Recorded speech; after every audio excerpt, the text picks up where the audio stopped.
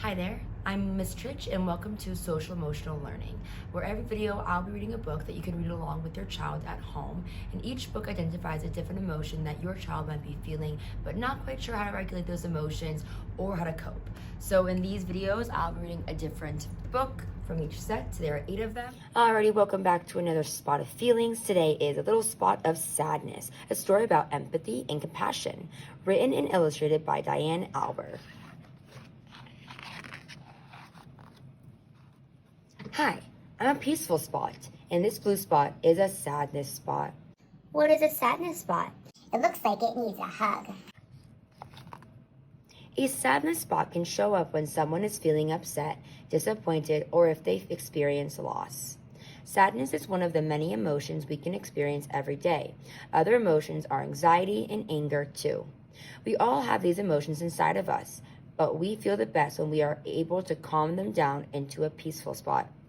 Remember anger from our last one, today's sadness, and then we'll cover anxiety next.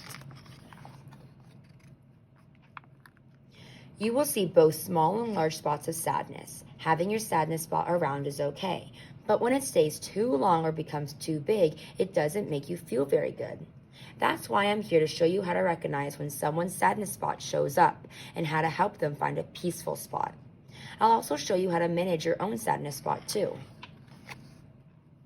A sadness spot is unique because it is one of the few emotions that other people can help you with. That's why I want to show you how to spot it. Crying is one of the ways a sadness spot releases energy, which can help you feel better. It can also show you when a person is feeling down, so you can go and help them find their peaceful spot. It's important to know what a sadness spot may be there even if someone is not crying. You can look at their body language too. If you see someone frowning, moping, their sadness spot is definitely nearby. This person could use a friend. Loneliness can cause your sadness spot to get bigger too. If you see someone who could use a friend, ask them if they are okay and be there to listen. If you have experienced what they are going through, let them know they are not alone and you are there for them. You are calming their sadness spot with empathy. It can be common to see an anxiety spot with a sadness spot.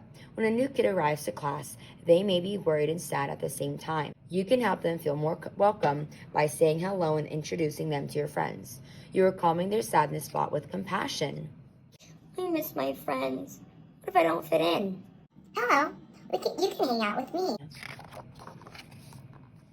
A sadness spot can be a little sneaky, like when it shows up before you decide how to react to the problem. Sometimes it takes the help of others to see if it's only a tiny problem that can be easily fixed. You are calming their sadness spot with teamwork. I lost my unicorn. I can help you find it. Is this it? You may also see a sadness spot appear when someone has lost a pet, friend, or family member. Being there to give them a hug and talk about the happy times they share with that person or pet can help them feel the love that will always be in their heart. You are calming their sadness spot with love. Sometimes you might see a sadness spot show up when someone misses a loved one who is far away. Having a friend to have fun with can really help. You are calming their sadness spot with friendship. This is fun. Why don't you try?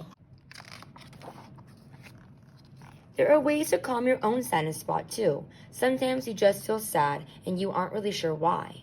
When you feel like being alone or no one is there to comfort you, music, drawing, and writing can help relax your mind. You are calming your sadness spot with creativity. If your sadness spot won't go away, I have a trick you can try. Look at your hand. Now imagine one blue spot and one green spot on your palm, just like this. Repeat after me. Circle the spots in the middle of your palm. So what I like to do is I have my palm and I use my other hand to imagine those circles as I'm making my own circle. Here we go. Circle the spots in the middle of your palm. Count the swirls down to calm. Around and around and around twice more. 1, then 2, then 3, then 4. Each time you trace around the spots, take a deep breath to calm your thoughts.